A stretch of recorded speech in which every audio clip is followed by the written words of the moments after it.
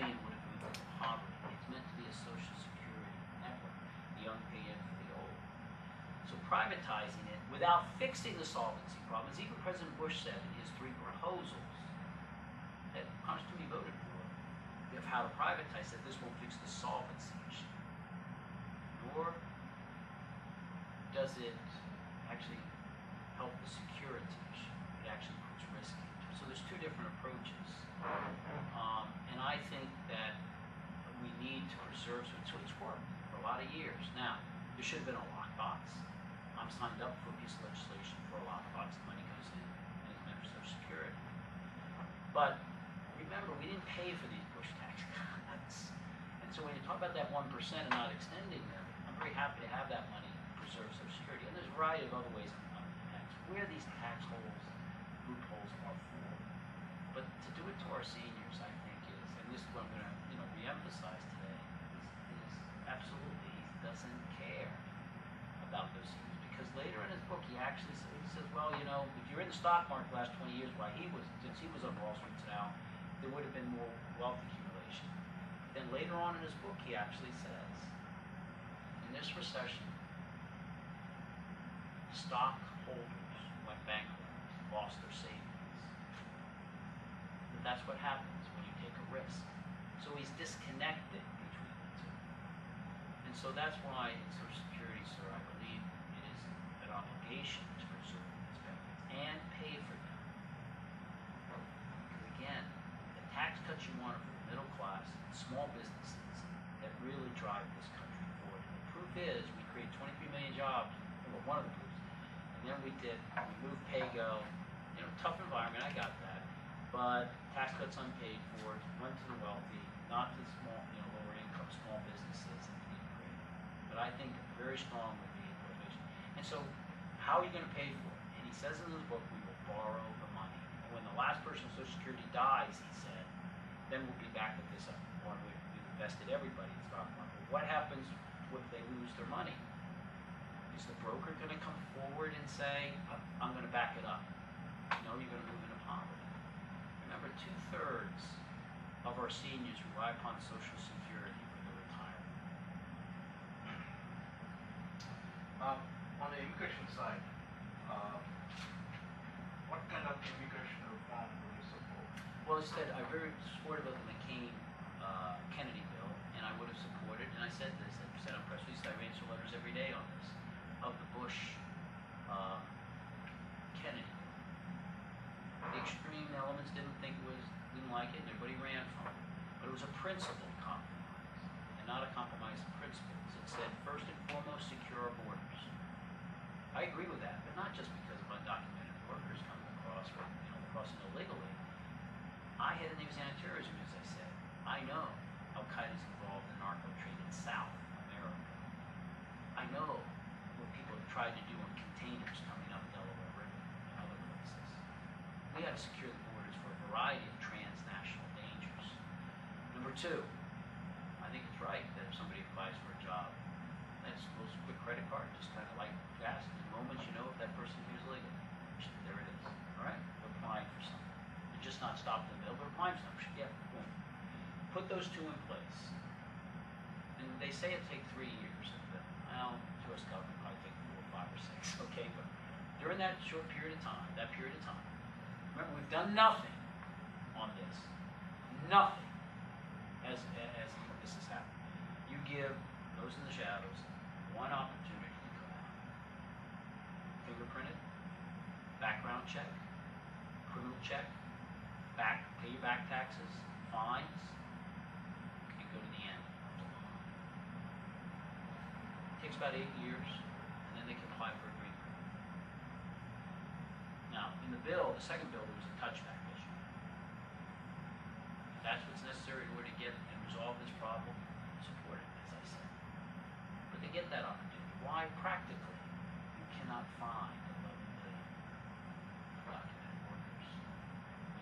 This police force isn't doing it, no one can do it. It's just too much, practically. I'm pretty practical about it. But I also believe in our ideals. I don't see how we're going to pull 11 million parents away from 3 to 4 million children born here with incest Madison issue. So it has to do with that. How about coming together in a practical way? If a McCain and a Kennedy can do it, and a Bush and a Kennedy do it, where's the courage for everyone else to do it and take the consequences? And we could have put this issue in our wake and gotten to what really matters. There's several studies out that show, particularly we get this economy going again, there's going to be pretty productive members. And so put the problem behind us. Secure the borders, solve the problem, and let's get going in small businesses, alternative energy, because when I was in the Navy for most of my career, it was against the Soviet Union as an arms race. As I see before, now we're in an economic arms race with China. I backpacked through China in 1985. First year, they permitted individuals as Americans to travel by themselves before you were in a big group. So I was in between two ships. I had 60 days off. Drove across the coast, jumped on a plane. What time is it? 5. What time? Oh, it's 11:30. 11:30. It takes 40 minutes to get there. What time does it start? It starts at 12:15. 12:15? Yeah. It was 5 minutes late. Can I stay here for another 5 or 10? So, he's a samurai. Actually, a samurai family. I mean, the guy's amazing. He saved, I'll tell you that story, saved my life on 76. We gotta fix these roads. I've gotta tell you. It's 1 a.m. in the morning, whirling down, going, because we always travel overnight from Pittsburgh to, leave at 10 p.m. because, I can do stuff during the day. And I look up, and there in front of me, about 25 yards, is, 76 got a concrete wall. We're in that right next to the wall. Was this SUV, no lights on, facing us. I thought it was a mirage at first. I said, hey, and he quickly served around it. Thank gosh it was for me. I looked over, and then I looked to my right. There was about 6 cars of a pile up. Evidently, they all spun out a minute or two before. And this van had spun around right in front of us. And that young man, just like this, spun around. So I go, but if I could, I went to China, and I flew into Beijing. And 42 days later, I came out in Hong Kong. I went on the 5th class of train. They had slats, wooden slats, and then there was gaps between them about that big. Moms would kick up their babies and hold them over and let them go to the bath. We were on wooden benches in the train. I moved up to 4th class. But the point was, today, China's laying 11,000 miles of high-speed rail. $88 billion they put in last year, and did 3,000. We've laid 0. I shouldn't be driving between Pittsburgh and Philadelphia. I'll let that story fit in. I should be on a high-speed maglev rail. And I've got a course now, Delaware County I've supported, to get the technology for the artisans there. As an investment is being studied in Pittsburgh. It's pretty expensive. We got to see if we can afford it. But my gosh, they're eating awesome. We only have $8 billion invested because of the recovery bill. And this is about commerce. That's not easy, Joe. Sestak getting back and forth. Time is everything in business. 99% of the volume of all trade sits at sea. It's just-in-time logistics. But once you get it here, it slows down. And so this is an economic arms race with China for quality of life of our children. That we've outsourced 100,000 jobs on alternative energy, because you can invest in a foreign factory under the bill Constitution voted for and say your profits aren't taxed. We're incentivizing outsourcing. And then he says it's all right in his book. He calls it creative destruction. That it's good for China to subsidize exports because it's a gift because it's lower prices. Wait a minute, it's illegal against the WTO. We should have countervailing strategies. And oh, by the way, yeah, you find another job, but remember, those 68,000 Pennsylvanians, because of NAFTA, that lost their jobs, most of them had a high school education. That was it. When they moved over to another job, it was at a lower paid job. That's why, to your question, sir, it's small business. That's why I fought to get on a 3rd committee and create the 80% job, because my district lost 22% of its manufacturing jobs in 6 years before I took over the congressional job in 2007. We've tripled our small business contracts with the federal government by just forming a consortium of about 125 small businesses that have one company that I brought in, our 1,200 businessmen when we come together twice, each year. Business Contracting Office of each of the federal agencies, NASA education, learned how to do it, and now they just are applying for $1 million a week. And that's just a district. We got to do it very large. Education, though, is the other portion. Akron Shipyard, I didn't just say it was a problem to you. Akron Shipyard, with 43 other businesses, are now in my middle schools of Upper Darby, Pendelco, 2 other schools. In middle school, get them while they're young. Tell them the importance of STEM education if you want to be a welder. But that's patchworking it. We've got to get the right focus on it. And under a pay-as-you-go approach. And if we end up with a Senate that is so extreme that nobody's working together, and I'm willing to work across the aisle. Dwight Hagel came in. I passed elder abuse you talked about, sir, or L seniors. There's more than that. Pennsylvania's had an increase in elder abuse of 35% between 2006 and 2005. I know. I looked up the facts. After a senior was beaten with a belt buckle in my district, who had Alzheimer's 6 times. After a senior in my district lost $40,000, defrauded, had dementia 4 months before he passed away, and I had to join a case against Wachovia, where over $23 million was defrauded by people in the Philadelphia area, and they knew it in Wachovia, and wouldn't return the money unless people applied, because there was some guy who never. This is the first bill in 17 years that passed the House of Representatives on elder abuse and how to, do it. There's more forces. And on the other hand, it sits in the Senate. I passed it 2 years. Susan Collins, Republican, said after the election she's going to work with us. And then the last one is we got to also take better advantage of our seniors in a positive way.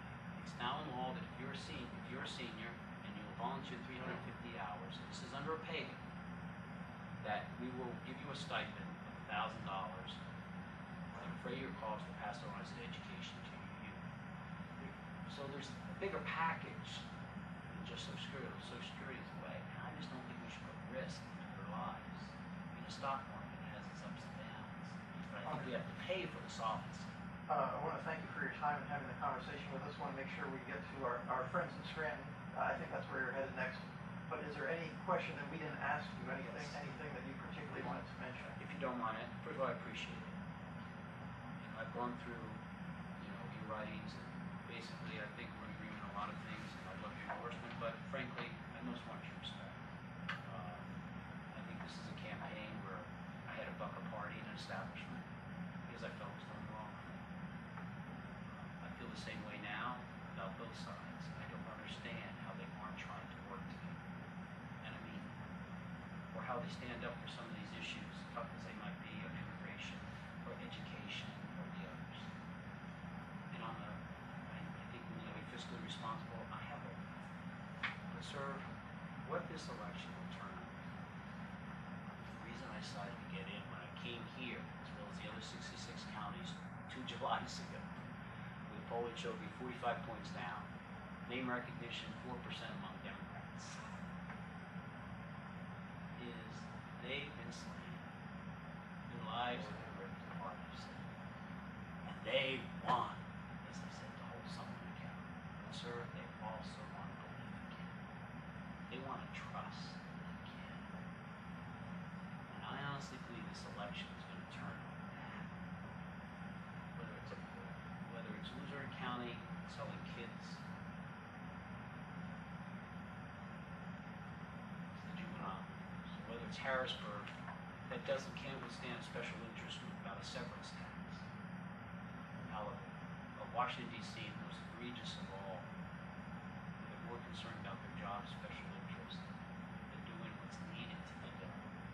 Sir, Pennsylvanians are so common sense. I had great faith in them. I ran against Kurt Weldon. At this stage, I was 20 points down. The same against Spectrum. At this day, I was 20 points down. I've never been so close, so far out. And now, I have great faith. We've all had the look at our mine was my daughter, my only daughter, ranked. Sons and daughters, they're going to look at it.